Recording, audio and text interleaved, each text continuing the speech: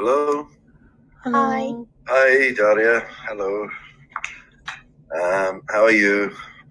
Good. What about you? I'm okay, thank you. Not bad. And is that as well? Yeah, hello, Nicholas. Hello, Ruby. Yeah. Yeah. Hi, how are you? Yeah, it's great. Hello? Hello, is it You clear? okay? I can't hear you, Ruby. Hi. Hello? Hello. Is it better now? Hello. Yes, Yeah. better now. Maybe Thank just you. now it is some connection problem. Yes, connection problems. Quite common. Well, we'll see how we go. Daria, where are you from, Daria? I'm from Russia, St. Petersburg. So it's early for you as well, right? 7 o'clock. Yeah, that's right, totally. Yes, it's a bit early, isn't it? But it's okay. So is it, what do you do, Daria? Studying philosophy. You're a student, okay. What do you study? International business and management. How many years have you been studying up? This is the 4th year and the last one. So just like in a few months, we'll finish university and just like. That's it. Yeah, I'm a little bit shocked because like it was just like so fast. It does go quickly. Yeah, student life. It's a great time, I think, but it does finish quickly. Then you have, do you have any ideas what you're going to do? Actually, I have a few internship in which I'm interested in, so I'm preparing my CV for that. But I also trying to finish my web design courses, so I could work in this sphere because I pretty enjoy design, and actually.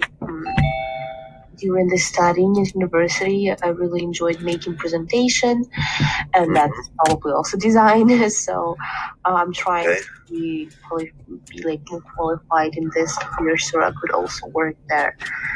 So yeah, I have like path, and depends on which one will work. I guess I will go there.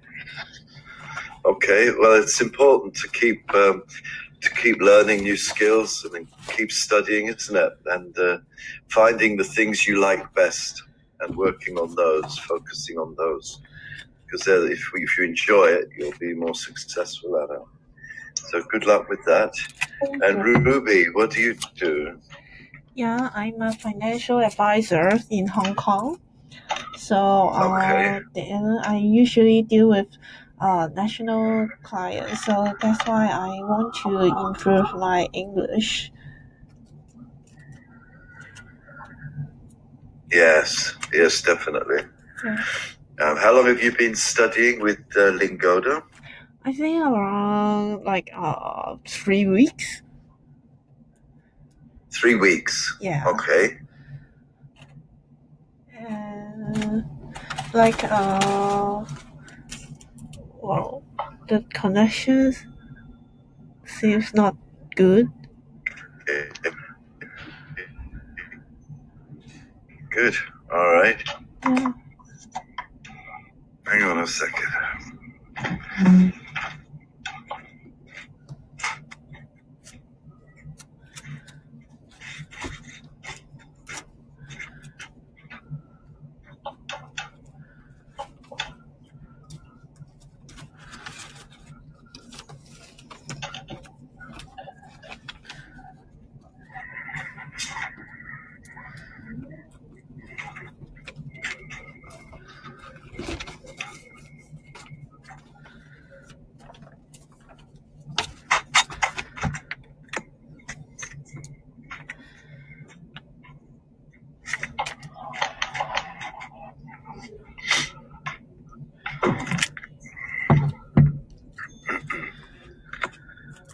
Okay. The connection's not very good, so I'm trying to increase my bandwidth. We'll see. Okay. Hello, Ruby. You still there? Yes, I'm here. Ruby? Yeah, hello. Dennis, hello. Hi. Daria, hello. Oh, hi. Hello. Hi. Is that Ruby? Yeah, No, I'm it's here. Gary. Okay, I have Daria, I have Ruby. Dennis, hello. Hi. Hi. Can you hear me? I can hear you now. I think it's better now. How are you? Good, thanks. Okay. Where are you, Dennis? I'm in Sydney. I'm a Sydney. student from Hong Kong. Yeah. Okay. How are things? Have the fires stopped? I think it's under control now. Because it was raining in the last week. I think raining quite heavy. Oh, good. At last. Helped a bit. Yeah. Wow, what a terrible thing that was. Terrible. So, have you seen any of the areas where the fires took place? Not really, because it is still far away. I know the bushfire is really spreading. Like they said, it's as big as the whole Belgium. Yeah. I can't see it, so I don't know. No, stay away. Well, I hope they sort that out. This has been a tragedy. It's a huge tragedy. So, what are you studying, Dennis? I study radiography, X-ray. Radiography. How to do right. X-ray, yes. Okay. Good. All right. Nice. Okay, so we got Ruby, who's a financial advisor, Dennis in radiography, Daria studying international business and interested in web design. Okay, right. My name is Nick. I live in Istanbul, which is, you probably know, in Turkey. It's a huge city that sits between Europe and Asia. It's like the end of Europe or the beginning of Asia, and the beginning of Asia, or the end of Asia, the beginning of Europe, whichever way you look at it. I've been here many years. I work here as a consultant for an educational group. I also do some publishing, writing books, and a little bit of work with Lingoda from time to time, teaching online. So it's about a year now I've been teaching with Lingoda. It's interesting, this online learning. There's a lot to learn from it. So good to be. We're the pioneers, I think. We're the first generation to be teaching this way, and we'll see how it develops in the future. I'm sure they'll come up with different methods and so on to support it. So we're looking here at a skills lesson today, which is fact-checking. And it's an upper intermediate lesson, so it's a good level, B2. So we're going to look at that together. So we're talking about how to present facts objectively, being expressions for presenting arguments and giving an opinion, and for expressing opposition. So it's a nice area. I think you'll find this useful. The structures are useful. The topics useful. Maybe it's something you've not thought about much, the way you present your ideas, your arguments. However, in business life and in professional life, you'll be in meetings many, many times where you have to give your views and opinions against the facts as well. So it's a useful thing to study. Let's start here. No doubt about it. Facts are important to make an objective point and gain credibility. You need solid facts and data, particularly in the professional world. Data, it's all about data. Everybody talks about data these days. And credibility. Okay, so let me ask you, first of all, what is the difference between a fact and an opinion, Ruby? For a fact, it is like a very objective view, but for opinion, it is expressing personal view, so it will be a little bit subjective. So you will have your own feelings, your our own ideas about that. Yeah, fine, lovely, thank you. I think that's pretty much it. So we have the two side by side, and of course it's important. I mean, in contexts, with you can use more opinions than facts. So Daria, where are you likely to be giving your opinion more than the facts? What kind of context? In what kind of context I would like to give my opinion? Whereas giving an opinion is more acceptable, whereas in some contexts, giving facts is more credible. I guess when someone asks for my opinion, it would be like better to give it specifically. Maybe when, for example, it's some kind of art and you just trying to tell about your emotions, about your feelings, about the piece of art, because like facts would be, I guess, not appropriate in this topic. Yeah, exactly. Yes, but when, for example, in a study or a research, facts are more in common, and it would be better to use them, for example, as like some data or some theories, maybe like it would be more appropriate there. Yeah. So in study, would be. Yeah. Maybe some argument actually, because when you argue, facts are just argument that you can despite, because like opinion you can dispute easily, but facts are not so easily disputable.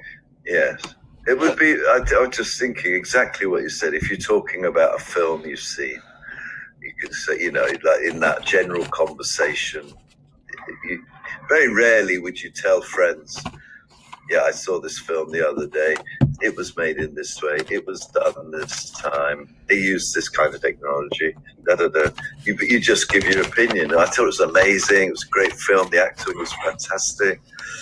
All of that. So there are contexts when we shift more towards opinions and shift more towards facts. So if you're in a business meeting, Daria. Hang on a minute. Ruby. If you're in a business meeting and you're making a presentation about some particular area, what would you be more likely to be working with there? Opinions or facts? For me, I will state the fact and then I will add on my personal opinion. So that's to persuade the other to accept my plan or accept my suggestions. Yeah. Yes, exactly. So you've got your opinion, you've got your idea, and you support it with facts, which makes it very powerful. Okay, so we have a look. These two slides just give us definitions, which we've already discussed. We've got a fact and opinion example there. Actively using a foreign language significantly improves learners' ability and level of retention. As a fact. We'd need some figures for that, though. Okay, it is a fact, but we'd need to show figures to prove it. Because in some ways, that is also, how do you know? You've got to show some graphs. And then here, my English is terrible. That's an opinion. Okay, so I'm going to read to you in a minute a text where a manager from Human Resources, HR, presents facts about the company. Now she's going to be talking, or I will be talking, about the turnover, flexi time scheduling, work-life balance, and feedback. So just have a think before we go on, Dennis. What do you think she's going to say? Predicting. What do you think she's going to say about high turnover?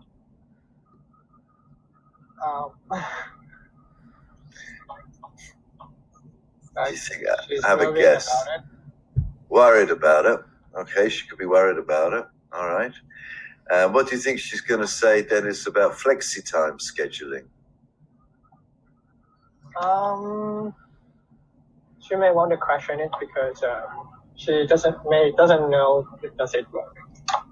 Exactly. Great. So she may question it because there's no proof that it works. It sounds good, but where are the facts? What do you think she'll say, Daria, about work-life balance? That it is important, and maybe she want her employees to support the work-life balance. She doesn't know how to do that, how to help them, maybe. Okay.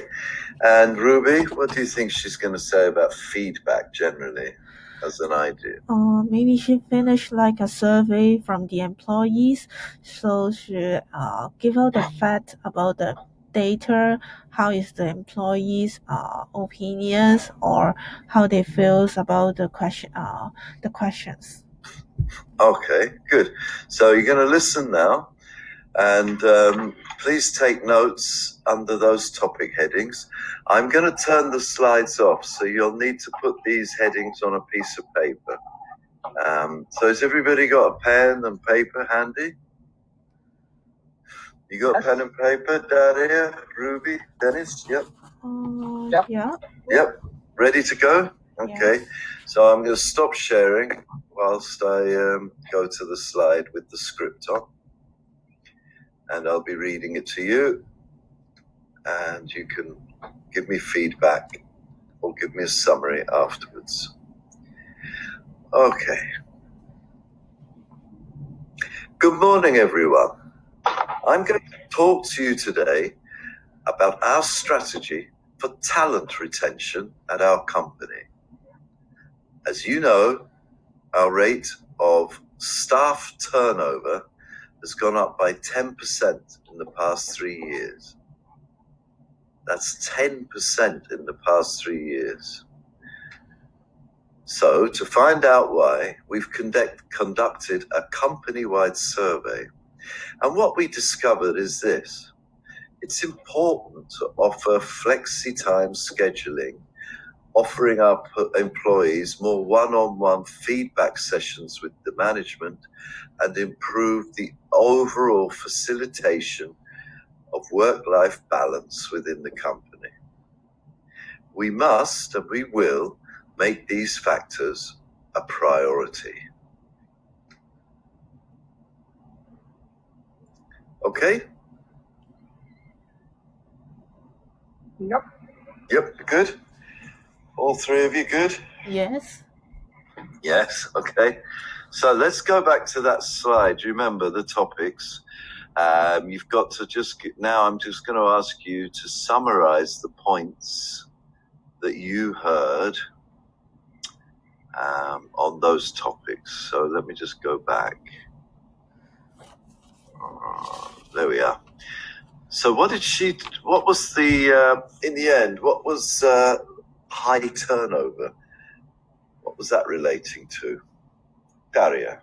That it is increased by 10% for past 3 years. Okay. Is it turnover of money or something else? No, it's a staff turnover. So it's like when employees just get fired or they just decided to leave by themselves. So. Okay, so staff turnover, great. And what does flexi-time scheduling, what does she say about that, Ruby? That is like we should set up like a one-on-one meeting and be like work-life balance to the staff. Okay. Have you got anything else to add to that, Dennis? You mentioned something like overall facilitation. Okay. And the last one then, Dennis, feedback? Oh, I missed that. Is that one? Yeah, Daria? Oh, it was like something about one-to-one session. Something like that. Yeah, something like that. Okay. Let me just do it very quickly again. and you'll hear then the bits that we might have missed. So let me just read it through so you get it again. Good morning, everybody. I'm going to talk to you today about our strategy for talent retention at our company. As you know, our rate of staff turnover has gone up by 10% in the past 3 years. To find out why, we've conducted a company-wide survey, and what we've discovered is this.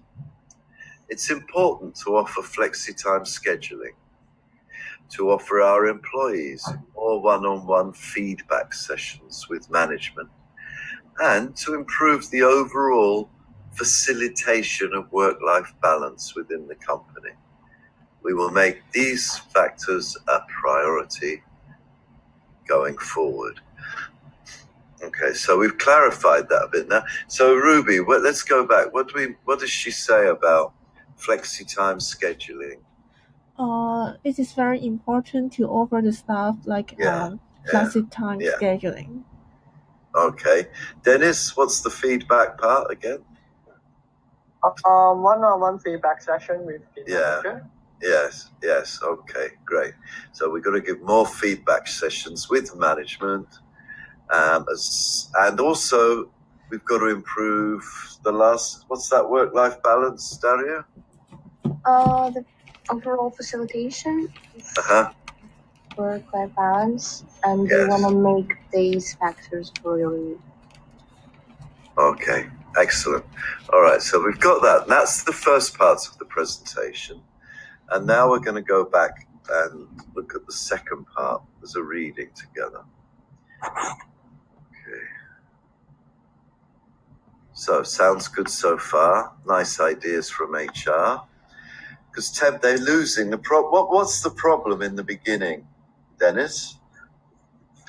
What was the problem?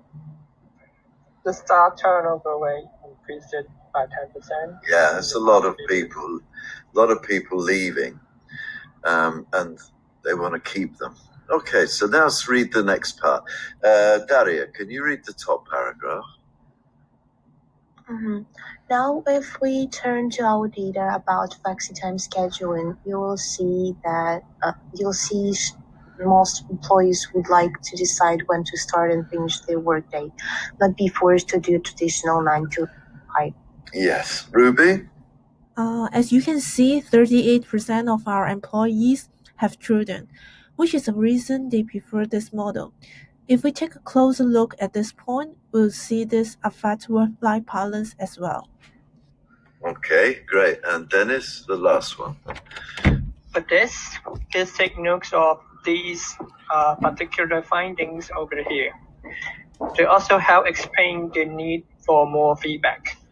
As expressed by our employees, at this point, I would like to call your attention to the fact that.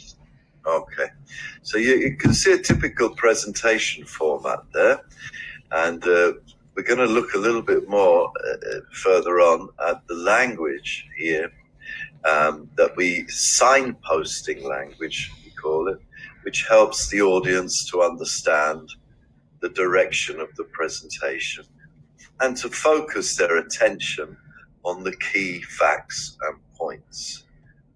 So this is very much the language of introducing facts and figures. Okay, so we've got a nice example there with those 3 paragraphs. So you can see them there. Now, these phrases can help you, of course, to make the whole presentation logical. And I've just said, you've got them there. We'll look at those again in a minute. So I'd like you now to think about just to make a very tiny presentation. Doesn't even have to be as long as that. But I want you to think of a topic and write 4 to 5 facts about it. And for each fact, use the signposting language to present it. So as you can see, let's say I choose my city, Istanbul, that I live in.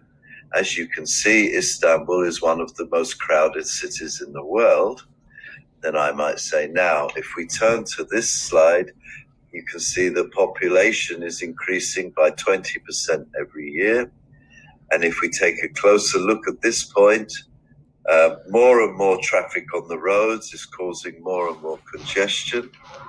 And we have seen and at this point, I'd like to call your attention to the fact that there was an increase in sales of cars by 20% this year alone, causing more traffic congestion. So my topic would be Istanbul and traffic congestion. Is that okay? You can make the figures up. You don't need to find the real figures or anything. So you can take a topic and make five points with 5 phrases. Everybody okay with that? Daria, Ruby, Dennis? Yeah. Yeah. Yeah? Okay, so just have a go. So choose a topic. Keep it simple, something that you can put some information in, and then we'll have a try. I'll give you a minute or two to think about that, and then we'll have a go.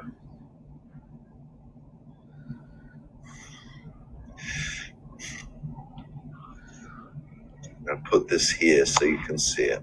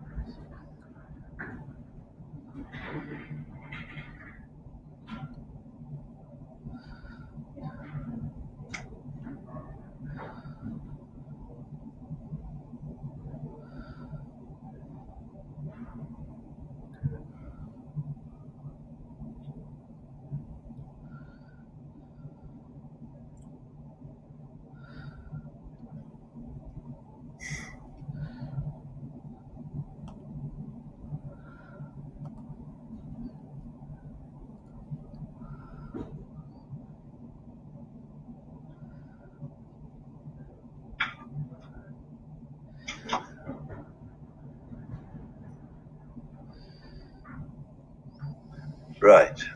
Are you ready to have a go? Can we have 1 more minute, please? Yes. Dennis, you all right? Another minute? Oh, yeah. I just went to toilet, sorry. Okay. Yeah. That's all right. You have another minute.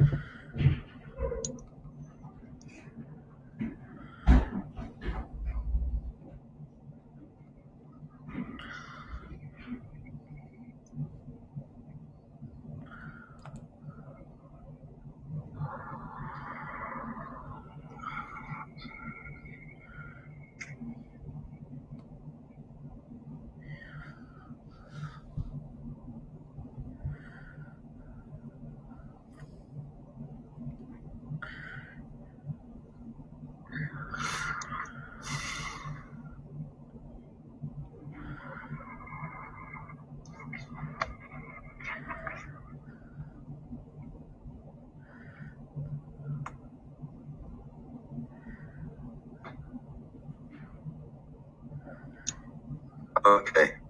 Let's have this is just a kind of rough sketch.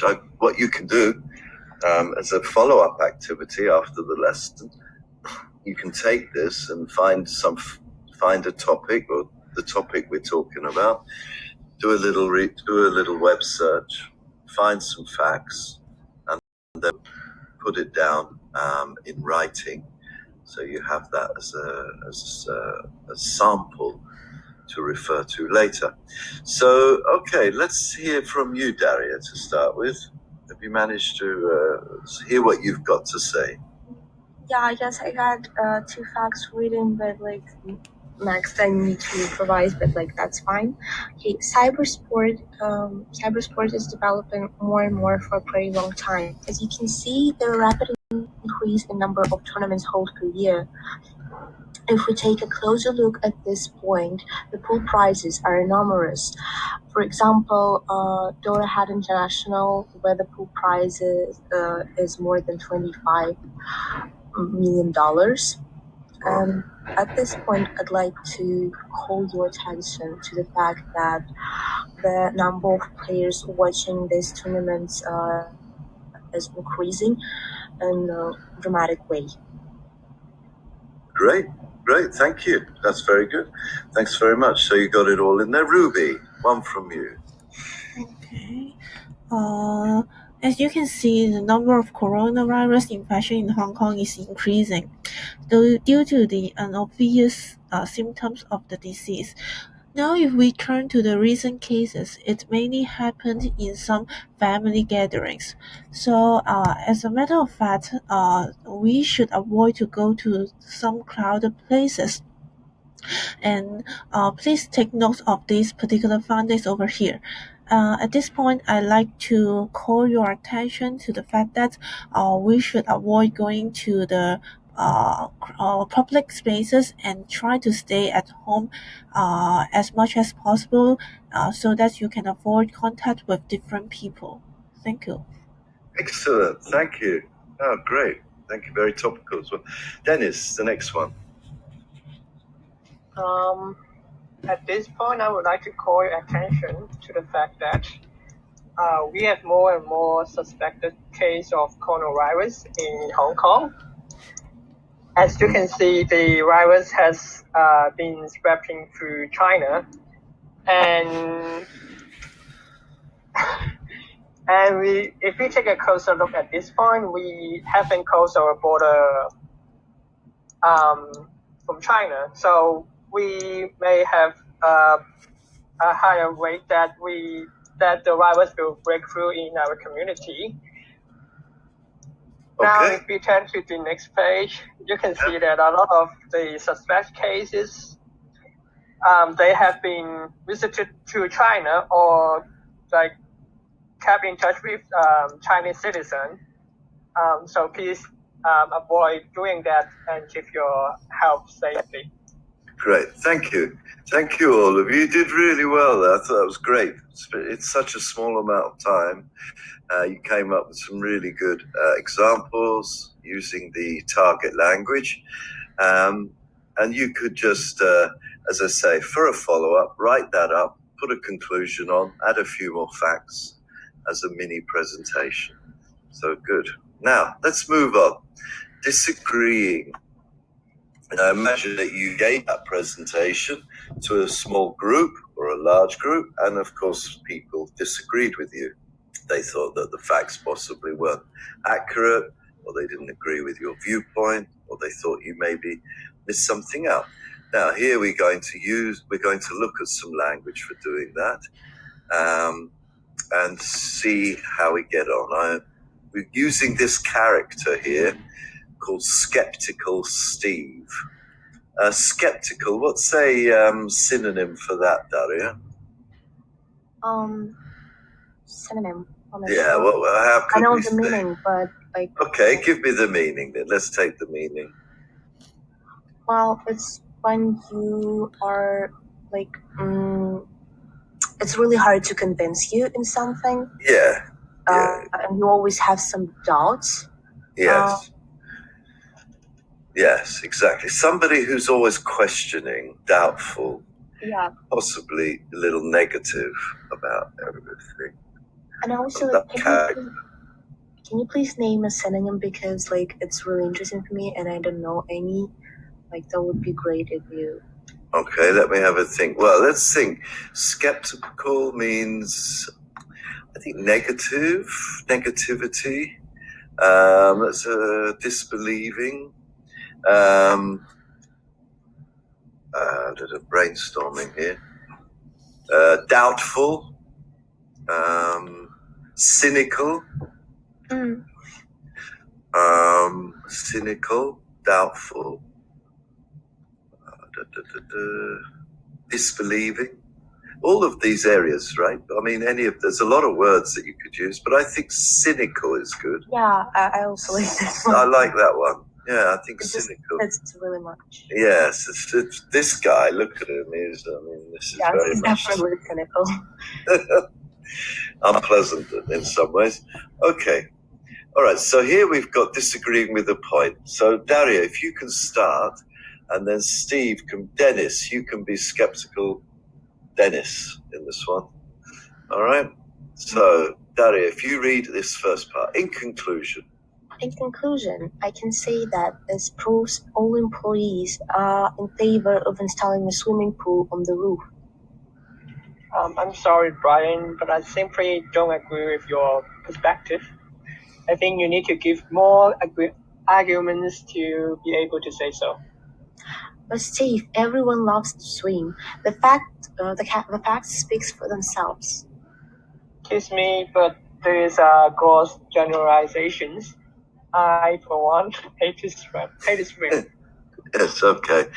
So you get these characters. You always get, I mean, I don't know if you've come across them in your lives, but there are people that love questioning everything. That's just the way they are. There's another word for them. They're like the contrarians. That's somebody who always gives the contrary argument up. Even a simple thing, you can say, oh, you can meet them, you say, it's a beautiful day. And they might say, well, what's beautiful about it? You say, well, it's the sun shining. Yes, but I'm sorry. I mean, don't you see how many people are suffering? So there are these people that will give you the opposite view, and these are okay. This is part of business, it's part of life to discuss. But these are good phrases that can help you do that. Let's have a look. I'm sorry, I simply don't agree with your interpretation. Number 2, Ruby, can you read that one? I think you need to give more arguments to be able to say so. And the next one, Ruby? I don't think this data allows for such interpretation. Okay. Dennis? That is a gross generalization. Okay. The next one, Daria? I really think your statement requires further explanation. And of course, what you're saying is simply not true. Right, that's a very good one. And I think when you do give a counter argument, and if you want to express your view that you disagree, it's very important to stress time the words. So what you're saying is simply, that would be underlined, is simply not true. And you can hear people use that in arguments and discussions, that sort of stress timing to emphasize a point. Okay, so why do you think we use these? Why don't we just say, I don't agree with you, you're wrong, I don't agree with you, you're wrong? Why do we use these then, Ruby? Seems like more polite to do some disagreement. Mm-hmm. Yeah, it's more polite. Good point. Daria? I totally agree with Ruby, and maybe just to make it a bit more, how can I say it? If you just tell all the time that, like, I don't agree with you, that's gonna sound not really, not like interesting, but it would be just like the same all the time. And I guess a person just won't find any interest to argue with you, like maybe to have a discussion, and probably won't be like as a really good debater or something like that. So just for good debating, maybe. Yeah. It's a strategy for good debating, good questioning. Where Dennis, you can see. Which of those have you come across before, Dennis? Are you familiar with these? The last one, what you're saying is, I don't say simply, I just say what you're saying may not be true. Yeah, okay, good. That's another way. So what you're saying may not be true. What you're saying, is there another way of saying that, do you think? May not be true. I can't think of it offhand. I really think you need further explanation. Also, what they're doing, these phrases, is directing the person in another way. So, yeah, I don't agree with you, but you need more information here. This data doesn't agree with what you're saying. So there's kind of information here. I think you need more arguments. You haven't argued enough, and I just don't agree. So they're giving also a direction and a framework to your argument. Also, as you said, it's polite, and I think this is the context of the language. Direct language is seen as rude. Indirect language, objective language, is seen as polite.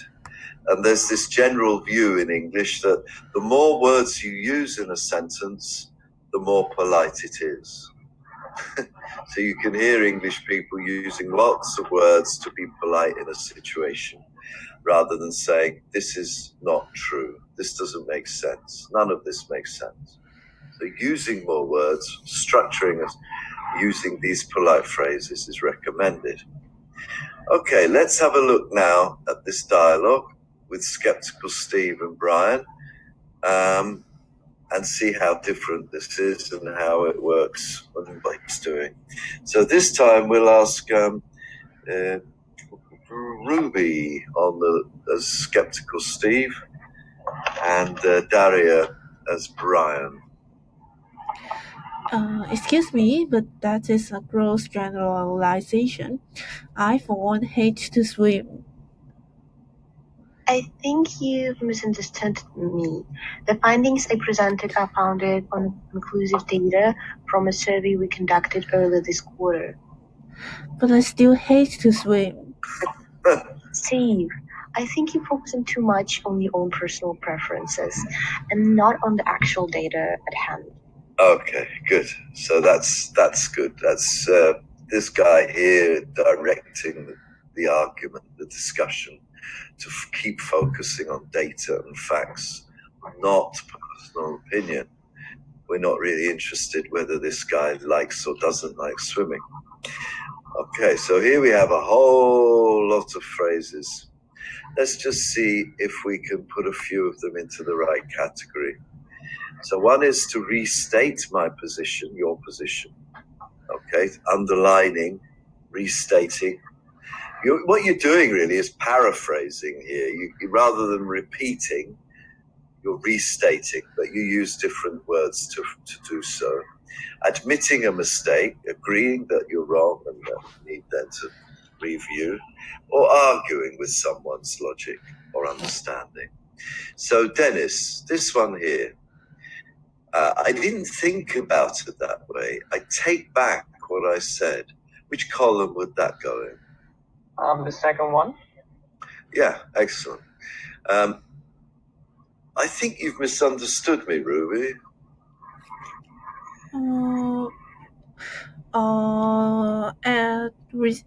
Arguing with someone's logic or understanding.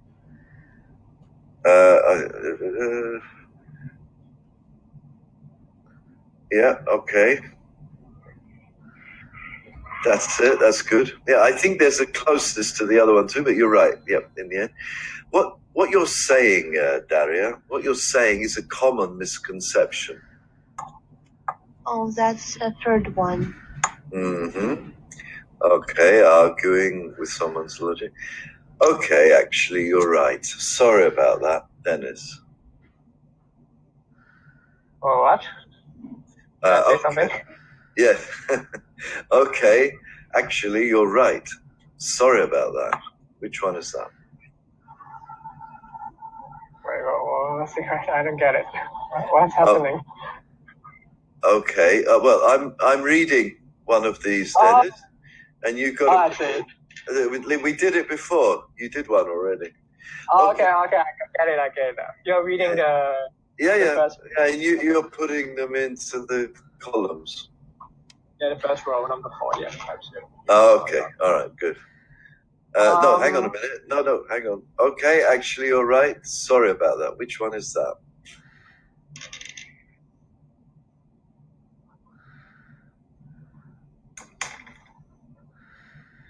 Which column is that, Dennis?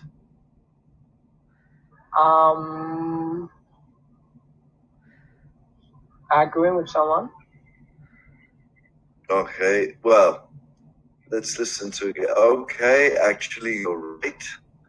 Sorry about that. Oh, sorry. I'm making a mistake again. Yeah. Okay. You okay? You all right? You with us? Okay, good, Dennis. All right. I get lost. Sorry. It's all right. It happens. And where's the logic in it, Ruby? Arguing with someone's logic or misunderstanding. Yeah. Okay. Good. And how can you argue against solid facts, Daria? The third one also. Okay. Good. All right. I think you got it. Okay. Now things are moving up, and we need to read back over the phrases and answer the following questions. Which 3 phrases indicate that the debate has heated up a little? That the atmosphere is getting a bit tense. Okay, so have a think about that. Which of the 3 phrases indicate the debate has heated up a little? And it tells us there are 3. Daria, which ones of those tell us that things aren't going well? It's getting a bit tense. All right. I guess maybe like what are you saying simply doesn't make sense. Yes. A bit heated. Also, no, that's simply not true. Yes.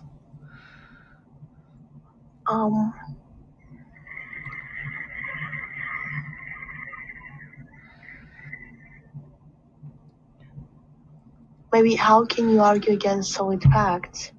Yeah. Or maybe like where is the logic in it? Like I guess it could be one of either of those. I mean, where's the logic in it? Yeah, that's quite tense sort of phrase. Now, what about the next one?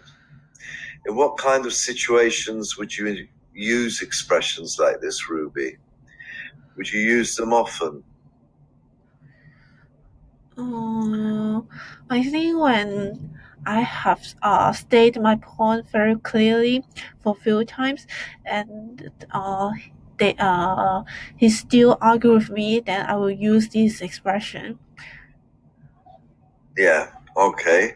And last of all, Dennis, have you ever been in a situation where you've argued strongly for something but realized you were mistaken? Have you ever been in that situation? And how did you? Not really, because I don't like to argue strongly, because I feel like arguing doesn't help. I mean, it doesn't help to solve it doesn't help to find a solution. So I think like why don't we just like have a break or like find a third person like to a judge, because they will be biased. Yes, excellent. Yeah, well, that's a good way of dealing with it. Let's have a break, have a coffee, calm things down. If things become inflated or if things heat up, often you don't get much valuable communication out of it. What about you, Daria? You're moving in the world of business. You've been studying business. This is the kind of situation you will come across frequently. But have you come across this so far? Yeah, I guess so.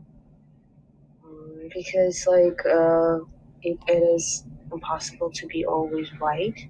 Yeah. Sometimes it's happening, and that's totally okay, because I'm just trying not to argue. I'm trying to discuss, to debate, and that's totally fine for me if I'm not right, because it's even more interesting, because someone just changing your perspective of the world or of the problem. Yeah. To be more specific. So that's, I guess, just happens, and we need to learn how to accept that calmly. And yeah, I guess that's totally fine for me. I'm gonna be like more interested in the person if he can like change my perspective or something. So I would be, I guess, maybe enthusiastic and motivated, because it's like really cool for me when someone just does this thing. Yeah. Okay. Okay, I think that's a very good point. Ruby, have you had these kind of meetings where people have begun to argue? Yeah, I don't think so, but we like handle it in a peaceful way, so that it will not be a very we won't be very upset after the arguments. Yeah, excellent. Yeah, keep the peace always. Yeah, I think it's a cultural thing as well here. I think in some cultures, people are more likely to discuss in a more heated way, a more heated argument. Some cultures, people will not develop that kind of, will not allow that to take place. Discussion remains discussion. But some people will be more fired up. So can I just ask you again, Daria, you work in Russia, you study in Russia. Is it more likely for Russian business people to become a bit more fired up over a point? Or is it not necessarily the thing that happens? It's really complicated to say about business because I can't say that I've been to many business meetings. Yeah. But as for just arguing, usually a lot of people got in really emotional phase. Mm-hmm. So usually it's like not discussing and debating, but like arguing. Yeah. Yeah, but I guess in business meetings it's just different. When people usually they're just trying to keep calm and they just take emotion under control, and they usually just discuss and debating. I'm sure because it would be like really hard to just argue in business, not like discussing, because it's just arguments get so emotional and they never, I guess, get to compromises, and like the business meeting are to solve the problem, not to just discuss it and argue about it. So I guess in business it's a little bit different. Yeah, absolutely. Okay, let's just now move to the last couple of slides as we move towards the end of our lesson. So even though, as it says here, things have heated up a bit, please note that each phrase is still respectful and appropriate. Of course, we don't directly accuse somebody of being wrong because that's aggressive. We keep the dialogue open. Okay, now we can do a little role play. We've got a little situation here. This person on the left is saying we're under serious pressure. We're under serious pressure here. Planning is time consuming and there's none to waste. Okay. So we have a project, the team is working, and you and your colleague have very different ideas about what kind of approach. Okay, so we need some time, and I think we will look at her view here. The best way to get everything done in time is to take immediate action and sort out any mistakes.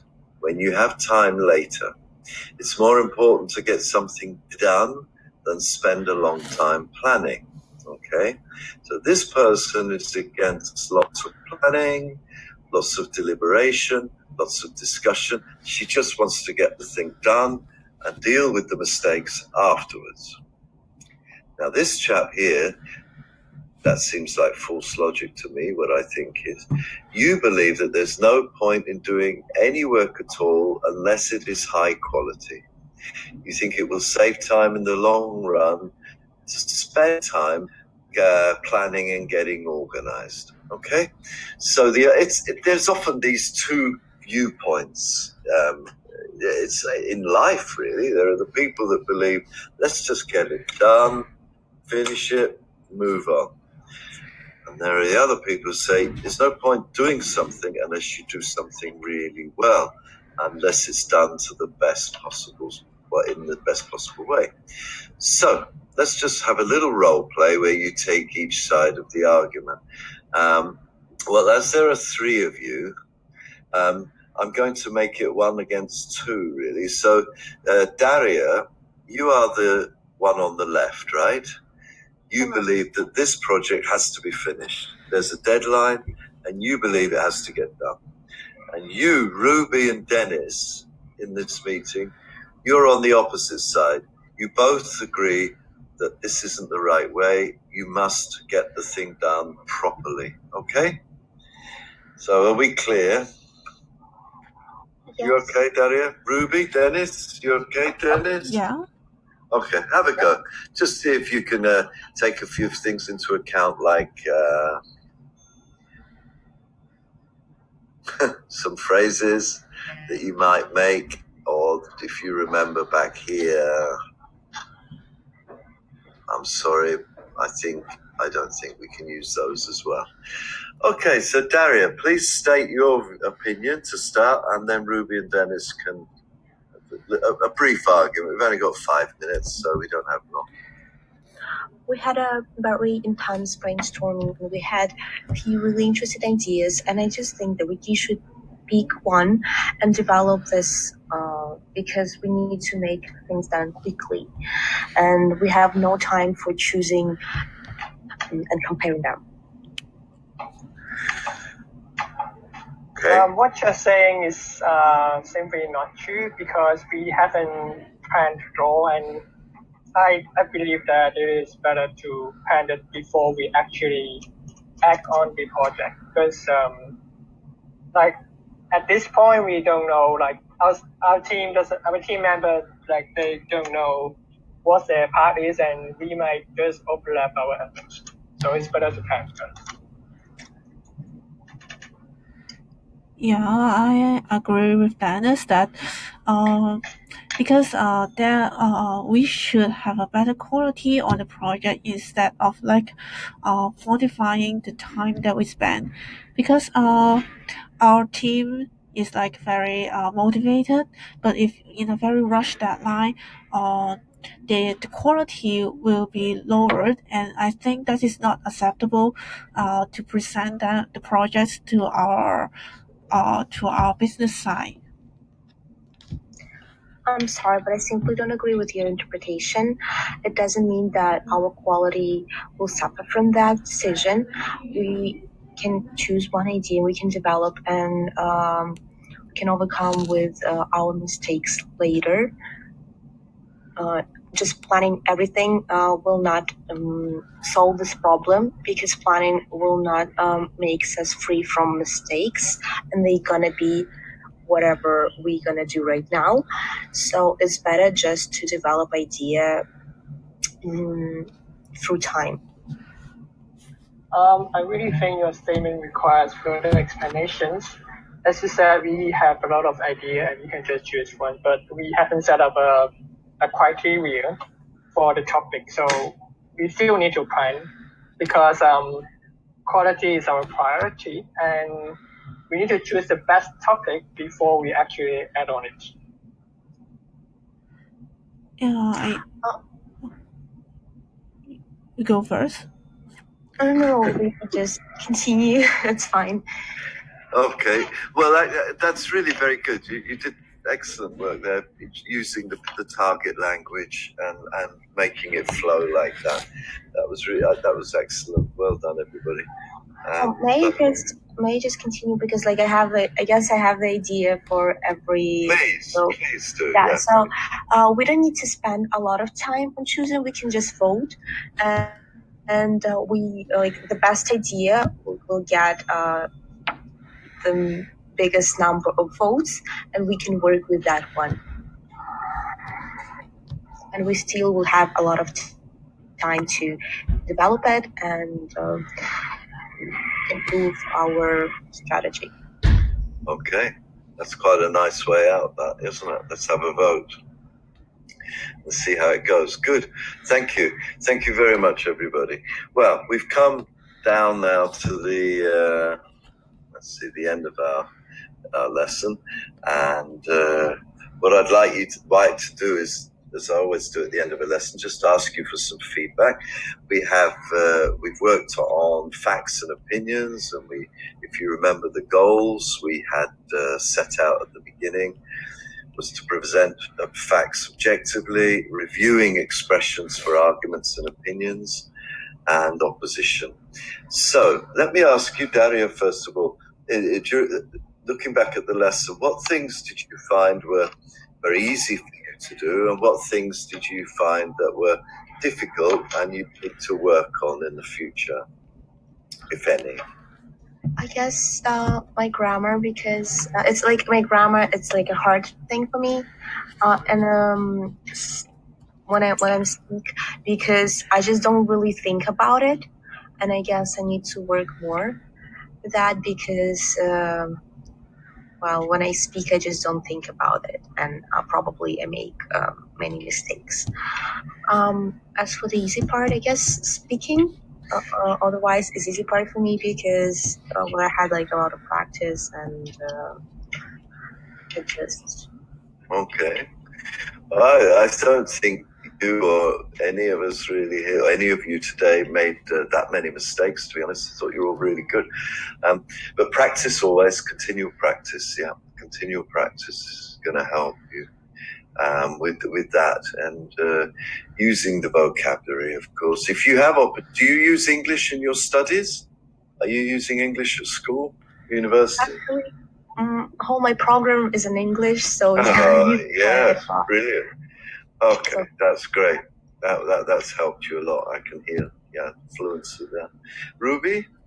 Yeah, I think like some role play and like the short presentation would make me more better to utilize the words that I learned during the lessons, because I usually lack of some vocabulary or some phrases that can better my presentation. Right, okay. Yeah, practice those again.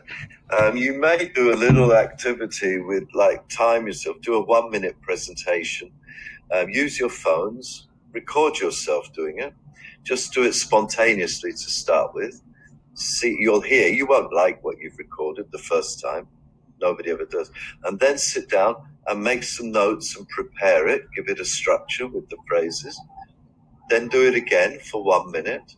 Listen to yourself. You will see and hear how you've improved. And then 1 or 2 days later, do it again. Don't delete those. Listen to them and then do it again using the phrases. And you'll hear yourself. Each time you do it, you'll notice your progression, and you will, if you hear your own mistakes, you will be more likely to correct them and move on. So that's a nice little activity, practicing those short presentations, timing yourself, doing it that way will help fluency as well. Dennis? I think the most trying things to me is that I think I constantly mix up the prepositions and my pronunciation is not really accurate. I think so. My accent is quite strong. Well, it doesn't interfere. I can understand what you're saying. It doesn't really interfere with comprehension, so that's okay. But again, more practice, more focus on those areas. And structural practice for prepositions. Though that is a tricky part of learning English, isn't it? These little prepositions is one of the hardest parts. Morning, Nash, like a lot. Yes. Sometimes mix them up, yeah. They do understand me, but I just want to correct them. Yeah, sure. And you'll get there in time, definitely. Okay, well, thank you, everybody. I thought you did a really good job there with that material, and have a great week, and all the best. Take care now. Enjoy your English lessons. Maybe I'll see you again one day. All the best. Bye bye. Thank you. Thank you. Bye. Bye. Have a good day. Bye bye.